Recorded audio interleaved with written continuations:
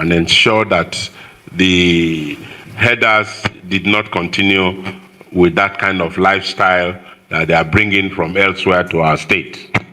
And we reminded everybody that we have laws governing Bayelsa State, and one of it is anti-open grazing, and that nobody should bring his cattle or herds to Bayelsa and begin to go into farmlands, and harass and intimidate the rightful owners of the place. And I want to commend the security, because we actually went into it and ensured that anybody that was seen was so arrested, and we put the situation under control. And so going forward, I still want to charge you to be vigilant. And let us not allow our laws to be trampled upon by anybody in the state. Hello everyone and welcome back. My people, this is going to be the end of Fulani Herdsmen in Nigeria, because right now many states are now enforcing this anti-open grazing law, right? So you guys know that when they brought up this particular bill, anti-open grazing, in the National Assembly, many people from the north were against it. This is the reason why that bill did not skate through. Surprisingly, since yesterday, that this particular video that had been going viral, where the governor of Bayelsa State stated that they have enforced anti-open grazing law in Bayelsa State, that no Fulani herdsmen have right to come to their states and going around with cows and destroying people's farms, which a lot of people have applauded the governor of Bayelsa State, because every state in Nigeria need this type of law, my people. This is the only way we can stop all this nonsense Fulani herdsmen are doing in people's farms. And through that, they are buying, raping, and doing all kinds of atrocities. So people are now saying that if state has this power to make such law, so what is preventing other states to do that? Knowing fully well that this open grazing has brought a lot of problems in Nigeria, especially insecurity, which a lot of people are confirming that yes, that this law in every state, but enforcement is the problem, because a lot of governors have already collected money from some people in order to allow Fulani herdsmen to go around in their state with cows, destroying people's farm. This is very, very unfair, honestly. My people, let me allow you guys to just listen and hear what he said here, and also other videos, what people are saying concerning, this Fulani herdsmen, like what is going on right now in Nigeria. Just take a listen. That this is the first for this year. I didn't truly believe. It shows that the service commanders are working. Because I thought the last meeting we had was in January, but looking at the minutes, it was in December. And so if there was no peace and security, we would have been meeting more often. So I want to thank you all for keeping the peace and getting our state secured. Once again, let's put our hands together for them. And so I'd like to commend you for the synergy that is existing amongst various security agencies in the state and with the government of the state, particularly during even the festivity period of New Year and Christmas, and we recorded no security issues up until now. And again, we had 5 years in office, and we tried to mark those 5 years in office, and all of it went smoothly. All the commissionings and everything, visitors that came, everybody came and was commending the state for the security and the peace. And so it is not just those of us, the steering, it is also all of us in the inside of the vehicle who have piloted the state to safety. I also recall the seeming security threat was the issue of herders coming into farmlands, and there were instances that we had 1 or 2 persons were killed. And even at that, we're able to take over control and ensure that the herders did not continue with that kind of lifestyle that they are bringing from elsewhere to our state. And we reminded everybody that we have laws governing Bayelsa State, and one of it is anti-open grazing, and that nobody should bring his cattle or herds to Bayelsa and begin to go into farmlands, and harass and intimidate the rightful owners of the place. And I want to commend the security, because we actually went into it and ensured that anybody that was seen was so arrested, and we put the situation under control. And so going forward, I still want to charge you to be vigilant. And let us not allow our laws to be trampled upon by anybody in the state. That's the beauty of a federal system of government. You have federal government laws, you have state government laws.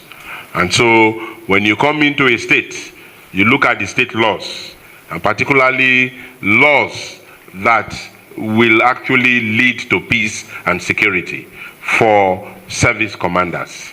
And so I appreciate you for ensuring that our laws are not being trampled on, and we will continue to ensure that cattle rearers do not come into Bayelsa to do open grazing. If you want to sell your cattle, you are free to do so, but not to come and do open grazing. If you want to do that, go and buy land. Buy your land, fence it, and keep your cattle in one place. And government will be aware that there is grazing taking place here. Now, there is an argument that most Fulani herders put forward in defense of their way of life. Now, let me attempt to put things in proper perspective. You see, nobody is asking anybody to mend his way of life to suit my own. But remember that the justification for you to live your way of life ends where my own starts. Now, Fulanis say that about 80% of their family depends on cow rearing. We don't have a problem with that. We don't have a problem with how you want to go about your business. I respect anybody's business, but respect in this sense has to be reciprocal, has to be mutual. If you want me to respect your way of life, then you should also respect my way of life. For instance, I'm an Urobo man. My father did the business of Ogogoro. My father cook Ogogoro. Me, I follow cook Ogogoro. My school fees, university where I go finish. Now Ogogoro money they send me go school. But when I come to your place, you frown at me and prevent me from doing my business. And that's my way of life. But you choose not to respect it. But you want me to respect your way of life when you come to my place. Because in my own place, when I'm distilling my Ogogoro, nobody tells me that I'm doing what is wrong, because it's our way of life. And we both respect one another. In your own place, where you rear your cow, if you like, eat up all your crops, because nobody is your way of life. But where you take your way of life to another man's land, and you say the man should bend his way of life to accommodate your way of life, now we're going to have a problem. That's where our problem begins. If you're carrying your way of life to my own space, you have to adjust to accommodate my own way of life. After all, the saying goes, if you're in Rome, you behave like who? The Rome. So if you're in my place, you behave like me. But here you are coming to my place and asking me to behave like you and accommodate you. And it doesn't even end here, to also accommodate your excesses. Now, a young man was making a video saying that if we see Fulanis don't go to bushes with AK-47, that those are terrorists. Well, I applaud him for coming out to condemn it. At least it's a good thing now that what happened in Edo State is beginning to get people to talk. At least it's getting people to talk. At least that's a start. That's a start. It's a beautiful thing. But if you are talking about respect, it has to be mutual. It has to be reciprocal. That is, it has to come from both ways. My bush is my bush. Your bush is your bush. I do not see a southerner leaving the south to the north with a gun and then vigilantes will stop us. What I'm sure in fact, it is even unthinkable. It is even unthinkable. What we are saying is that if you are coming to the south, in the south, people have land. It belongs to people. Buy a piece of land. And if you want to graze in that piece of, if it's your personal land and you are grazing on it, fine. No, nobody says anything. But you don't just take your cow into people's farm. Those that are driving their cows into people's farm don't even have AK-47. And uproot somebody's hard work, somebody's harvest, and feed it to your cows.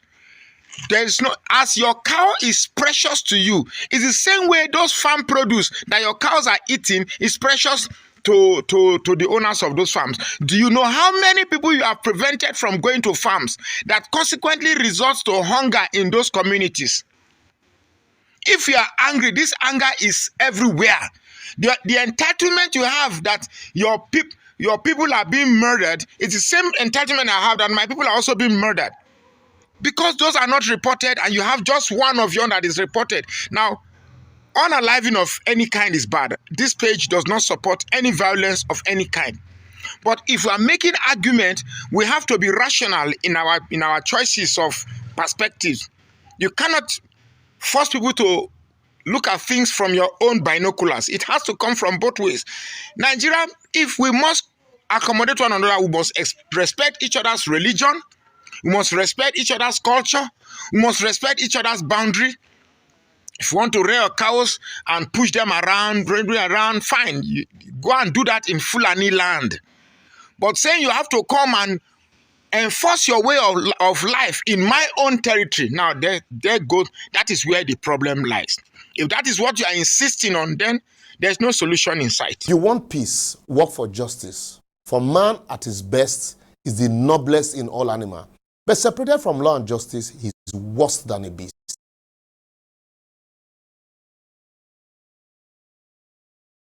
If you want peace, work for justice. For man at his best is the noblest in all animal. But separated from law and justice, he is worse than a beast. Equality and justice in Edo. The recent killing in Uromi in Edo State has once again brought to the fore the impunity of herders' invasion of farms under the guise of cattle grazing, created and overlooked, especially by President Muhammadu Buhari during his administration. Whilst we condone with the victim of the disease family of the March incidents in Edo, in Uromi, we must also console the family of the incessant killings, kidnapping and farm invasion in Edo State and in Nigeria in general, because it mattered, it not be today. While I commend the swift response and effort of the state government at de-escalating the situation and tension through their action, effort, and the visit to the Kano state government and the federal government directive to arrest the culprit and ensure justice is served, may I also use this opportunity to remind those fanning the embers and the flames of war from the north, especially those people from the north, that people and villages in Edo State have been crying for protection and justice against terrorist herdsmen's invasion and destruction of their farm since 2015, when the Buhari administration came on board and turned deaf ear to all of this killing.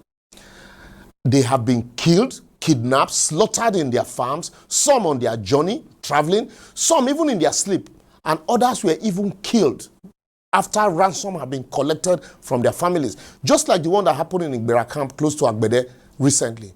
Sometimes in February 2021, Edo women protested in Benin over their inability to go to their farms for fear of being kidnapped by herdsmen terrorists.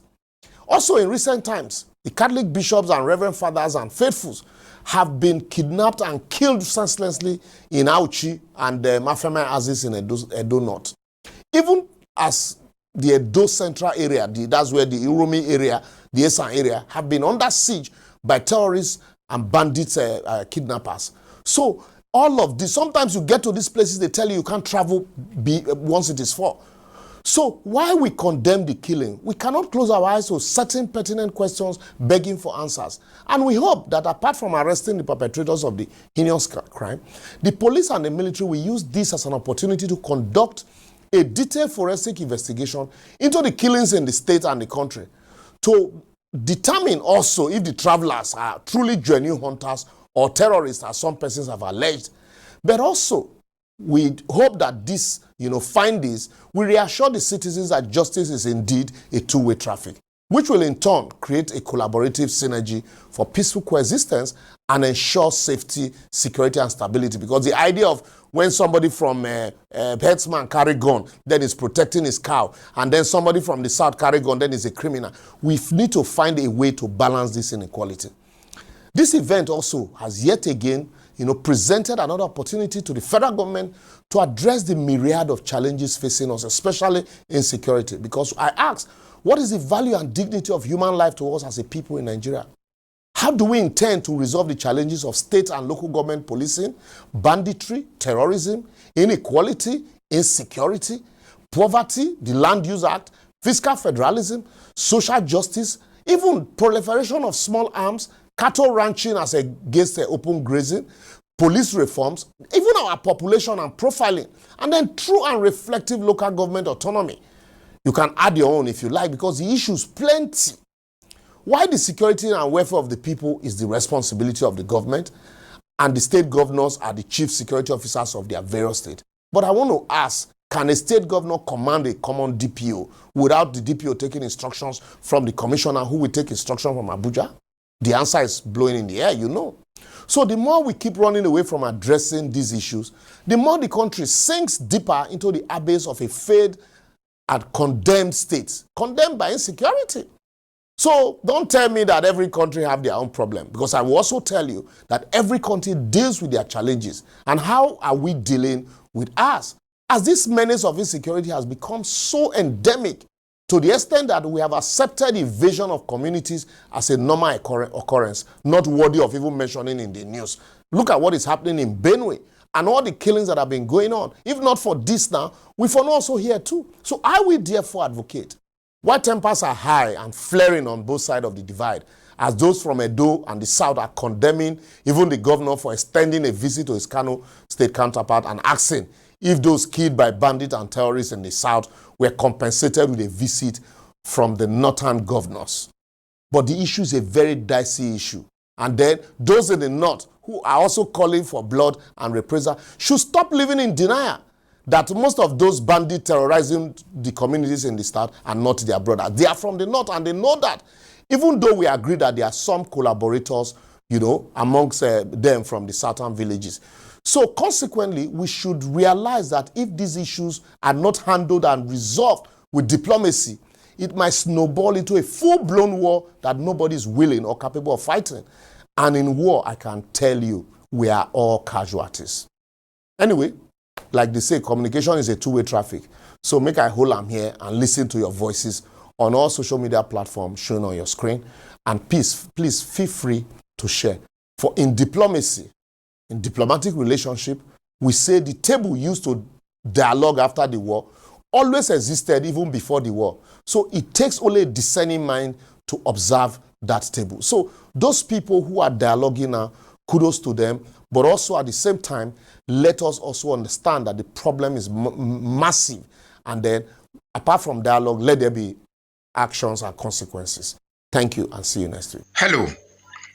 If you are a Southerner and you have come across some of the responses of Northern youths concerning the Uromi unaliving, don't immediately get angry, because what is happening in the North is a conditioning that has taken place for decades. And what we are also witnessing now is the climax of many happenings we have ignored. And I want to use this medium to speak to Northerners. I want to use this medium to speak to Northerners. You see, one thing with Southerners is that we've been able to adjust with the dynamics of time. We change with time. But you see, Northerners want to elongate primitivity. They want to carry primitiveness to modernity. This is 2025. And things have changed. We have the internet. We have many things that were not available 20 years ago, 30 years ago, 40 years ago, 50 years ago, 100 years ago. Southerners have been able to adjust with time. Now, when a northern man keeps giving birth to children he knows he cannot definitely take care of, in his mind, he is populating the number of people that will make Islam and populating the population of Islam. That is, I live in the north here. I know they said when you give birth, just give birth, and if the child does not survive, well, it is God's will. If it survives, it's God's will.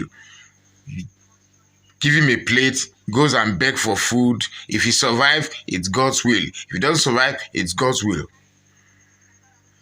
What is happening let me take that again. What is happening in the north is the north trying to contend with reality of the many ignorances that they have meted on northern youths. Number one, you have refused to educate the youth. You have allowed people, young men, without proper educational foundation to grow into adulthood. Very recently, a governor in the north gave out state money for youths to get married. I mean, what's that? You have deprived northern youths from competition, from discovering potentials, from investigating and discovering the best they can put themselves into. You have to pamper them and excuse some of their excesses. Now, to the issue that happened in Uromi, I got a first-hand knowledge. Now, these people were coming from Port Harcourt and they got to Uromi. And they were accosted or stopped by the vigilante in Uromi. It was a normal routine check. It was a very, very normal routine check. It wasn't as if the vigilante came out and said, hey, today we are going to unalive Fulani, suspected Fulani. Trailers have been passing. That trailer that was stopped was not the only truck that was stopped. Other trucks were stopped and interrogated and was left to pass. Now, information reaching me that when the trailer was stopped, do you know that the same vigilante took the driver and his support or the driver and those that sit in front with them, they took them to the police station. Did anybody tell you that? Now, did anybody also tell you that when they stopped them and they were asking them questions and some of them went up to check what they were carrying along, do you know that one of the unalived 16 first initiated the aggression by stabbing one of the vigilantes. Now, what are you saying? That I stopped a trailer, make you go through the normal necessary check and question and answering, and then before you know it, a vigilante is stabbed. I'm trying to imagine a southern man goes to the north and vigilantes stopped him, and it brings out a knife and stab one of the vigilantes in the north. That one nobody go argue. Sharply, they don't finish you. So why will it be different if a southern man does it? The truth is this: most northerners feel their life is more precious than the life of this. They even say it here now. They say it here. I've heard it several times. I'm almost 60 in the north now, so they say it. Now, these happenings is a wake-up call. It's a wake-up call to government. And it's also a wake-up call to northerners, whether Fulani have an agenda or not. It's a wake-up call that, look, that southerners have been keeping quiet for this long doesn't mean they don't have teeth to bite back. Doesn't mean they don't have fists to fight back. These threats and blackmail that you are doing, that you're going to fight back, it won't work. What has happened in Edo State is a rude awakening. Perhaps to not as well, but it's a rude awakening to Southerners. For long we've been keeping quiet. I'm a Southerner living in the North. And I will not pretend that I'm not with my people. For many years, since Buhari's government, we've been crying that Fulanis are going into our lands, desecrating our farms, feeding their cattle to their farm. We cannot be in a society where a group of people value their cows more than human lives. Now, I am not saying that I want this to continue. But hey, if you want violence, it is not a monopoly of you. Me, I be worried person. We know they carry last. We get violence, plenty. We get violence. But I don't want it. But if that's what you want, fine. You dish one, I dish one. We don't get, in fact, when I don't slap our cheek, there's no other cheek to turn again. This time it is paya popaya. You don't slap. We've taken this nonsense for far too long. We've taken this nonsense for far too long. So the choice is yours. If you want peace, we are ready to embrace it. If you want violence, well, it is not, violence is not a special deposit in the North. It is everywhere. So my people, that is it. As I bring this update to you guys, I hope you guys had everything they said in this particular video. Just as I said before, that this particular law in Bayelsa State is what every state needs right now, honestly, because the level of insecurity in Nigeria is getting out of hand, and it is caused by these Fulani herdsmen. So only solution right now is for every state to enforce this anti-open grazing. So I don't know what you think. I would love you guys to leave your thoughts in the comment section, share the video, give it a like, and yeah, I will see you guys in my next update. Goodbye for now. Welcome to Shammer Seniors TV.